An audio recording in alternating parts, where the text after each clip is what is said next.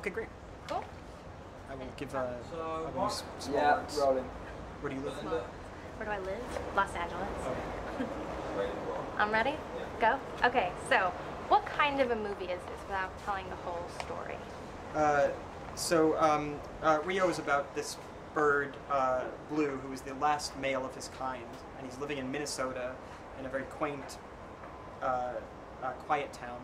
And he's asked to come down to Rio, Brazil, to mate with the last female of his kind so that they can propagate this race of Spix macaws. And when Blue gets down here, it's a culture shock. The music, the humidity, everything is shocking to Blue, who doesn't know how to fly and has been raised in a snowy climate of Moose Lake, Minnesota. And so it's the story of Blue kind of discovering who he's meant to be, what his destiny would have been had he stayed in Rio.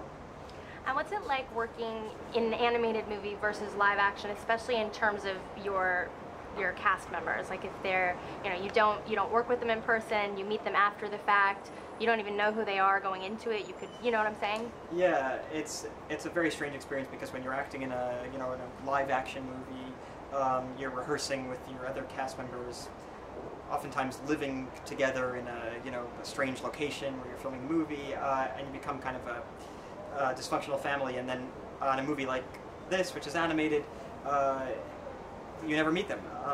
I met 90% of the cast yesterday for the first time, and it was, it was such a wonderful thing to meet them. But at the same time, I kind of wished I had an opportunity to work with them in person, because you're just recording your own part in a booth with headphones, and the director, Carlos Saldanha's, just dancing around doing several different parts and several strange voices and acting like a child.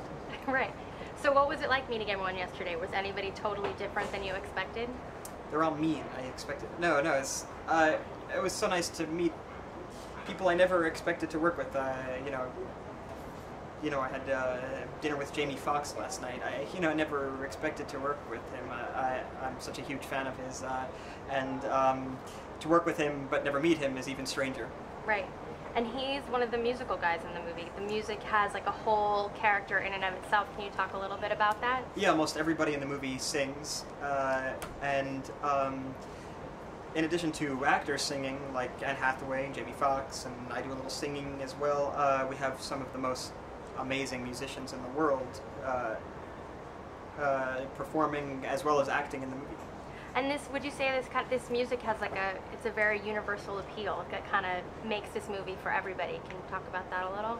Yeah, so the music is, is all Brazilian-based music, but it's, internationally known music. I mean, the music from Brazil is world famous and world loved, beloved around the world. So the music is such a kind of fun part of the movie, but it's also kind of, a nice entree into this culture.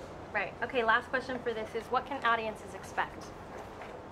I think there are a few things that make this movie really special. What I like about it the most is that it discusses some really important issues in a really fun way. It talks about, the protection of endangered species. My character is about to become extinct, and is a real species who's actually endangered. Talks about the preservation of the environment, so that's really special for me. But there are so many other reasons to love the movie. It's the most spectacular animation you'll see. The music is beautiful. There are kind of insane characters who are very funny. Jermaine Clement plays the bad guy and has this ridiculous song that's hysterical and evil. There are so many reasons, to love it, and we are trying to please every last person on Earth. Awesome. Okay, yeah. Next. This hot